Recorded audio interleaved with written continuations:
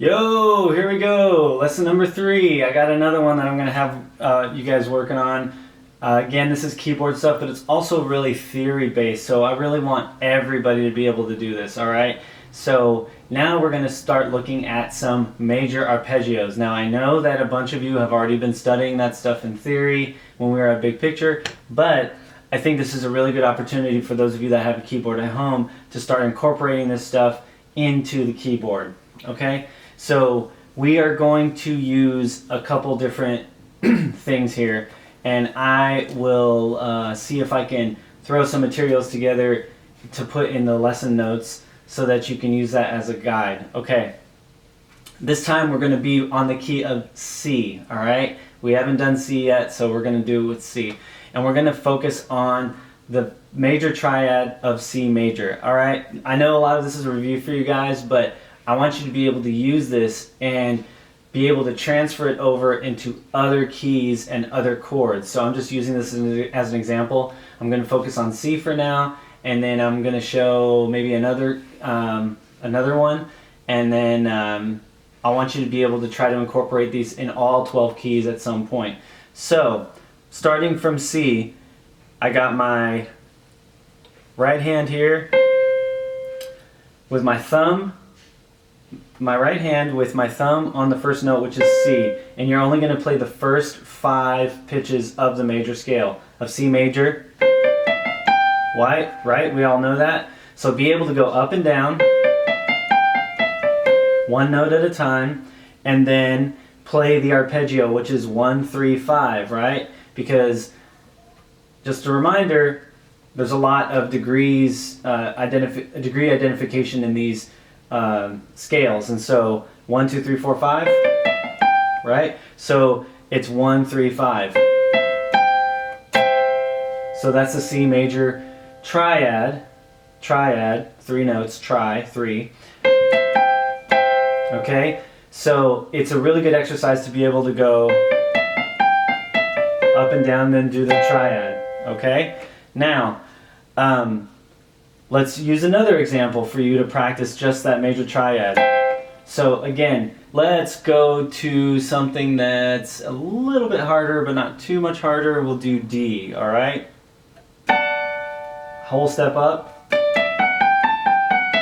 1, 2, 3, 4, 5, 4, 3, 2, 1, right? So remember, from the key of D, you have that F sharp in there. So you're starting to introduce the black keys in. So watch out for that and make sure you got that ready to go. So up and down, and then the 1, 3, 5.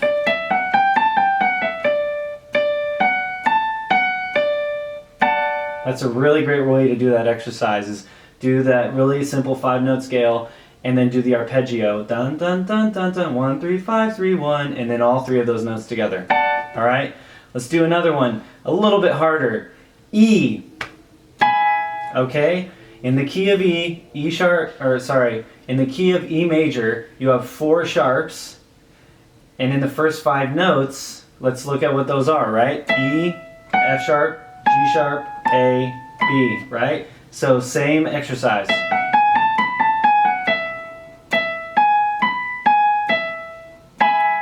All right, cool. As you're working on this stuff and figuring out these chords, it's going to be nothing but good for you to familiarize yourself with those 5 pitches of each of the major scales, along with doing the other exercises that I explained in lessons 1 and 2. All that's going to help you so much in learning the major scales, especially when you start getting out of these easier, quote-unquote, easier keys and getting into the keys that have more flats and more sharps, because it's very, very common for people to depend on the other keys that have less flats and less sharps. It doesn't mean that the other keys are harder, it just means that they're less familiar. I learned that from a teacher of mine. They're just less familiar. So you just gotta get more familiar with them. And I'll help you with that, besides wanting you to also work it out on your own as well. Another exercise for arpeggios that I really want you guys to check out is doing inversions. I know that we've talked about this with most of you in music theory at Big Picture. So don't forget, I'm going to go down an octave right here so that I have a way to go up here. So again, 1, 3, 5, 3, 1, right? And so when you have that, that's the root position. Shift over so that you still play the same notes, but you're moving up in the octave. Okay, so you're going to move the C up. You're going to replace the C with this one up here, and you're still going to play the E and the G here. So, right? And same thing, move this E up to there, and you're going to keep that G there. So you move your fingers over so you're still playing the right notes. And that's second position. Sorry, I forgot to mention. This is first position with the third on the bottom end of the chord, and then second position with the fifth on the bottom end of the chord, all right? And then if you move that fifth up an octave above while playing the other notes, you're back to root position. This is a really great exercise to just get used to inversions. Especially if you're going to be playing piano regularly, inversions are going to be really big and really helpful for accompaniment rather than always playing root position, which is kind of like it's a way that is good for you to get used to, but you're really going to want to get into your inversions so they just like off the top of your head like really easy. All right, so if you're doing it in time at a specific tempo, it would be something like this.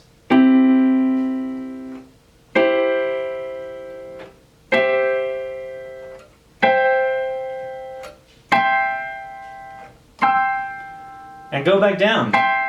Why not?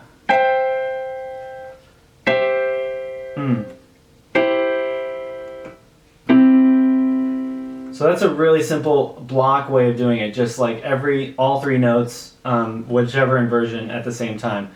Or you can do the arpeggio. Again, the arpeggio is one note at a time.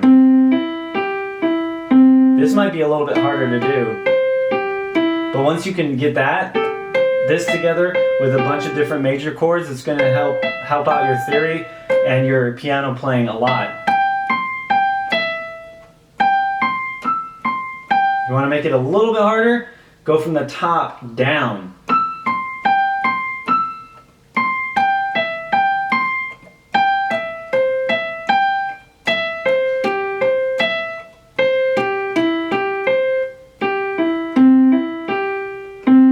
All right.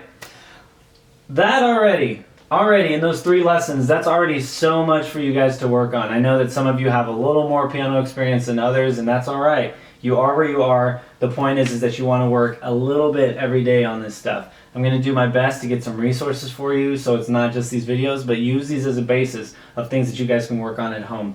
Let me know if you have any questions. Hit me up, send me a text message, give me a call. I might be able to answer if I'm not working at my other job.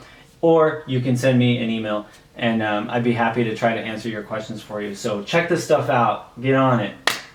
I know you guys can do it. Just make sure you spend a little bit of time each day. All right, peace.